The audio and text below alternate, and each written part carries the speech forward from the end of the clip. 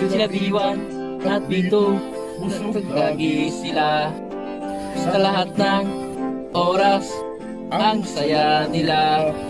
Kaibigan, tunay, ang dalawang bida. Sila ay magkasama sa lungkot man o saya.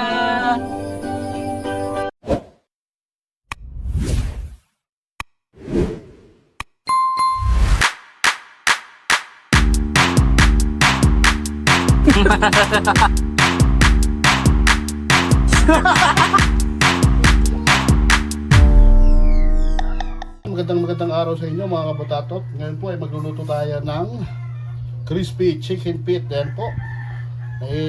Prepare ko na po yung ating nalinisan na po na hugasan ng ating chicken feet at nilagyan na po natin ng sibuyas, asin at pamintang buo.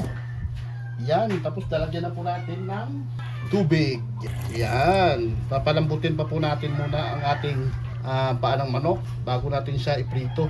Yan guys, ito na yung pinalambot natin Adidas. Una, lagyan po natin ng konting asin para medyo may lasa ho siya. Yan.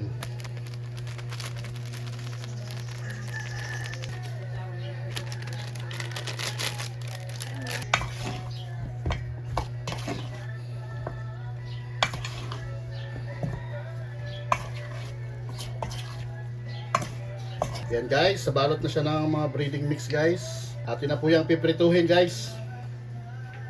Pag mainit na yung ating kawali, maglagay na tayo ng ating mantika. Dami-damihan natin guys kasi di-deep fry natin to para hindi siya matalsik.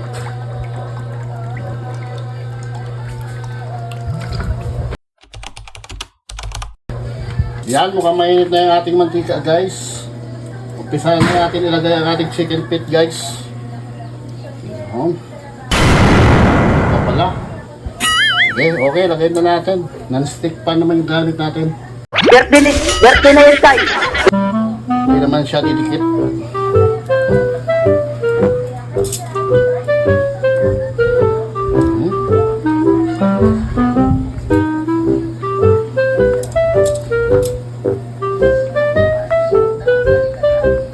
Sarap nito guys, pampulutan guys. Sausawan nito mamaya isukang sukang maraming sili. Yan. Kumukulo na. Wow! Ang sabog ko rito ay mga bata na nagboboga.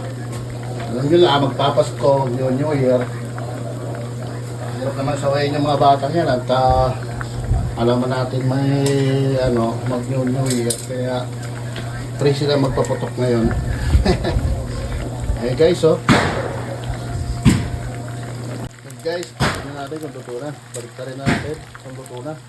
Ayun, mukhang luto na. Baliktarin na natin isa-isa to guys. Ingat-ingat lang ho at matalsik-talsik ito ng bahagya. Ingat lang po tayo.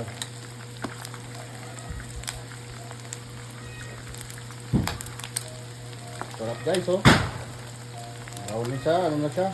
Golden brown na.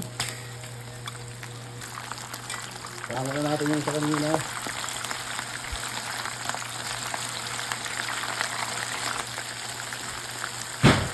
Luto na rin itong guys yung chicken bats natin. Pangamoy na rin natin itong maya-maya na konti.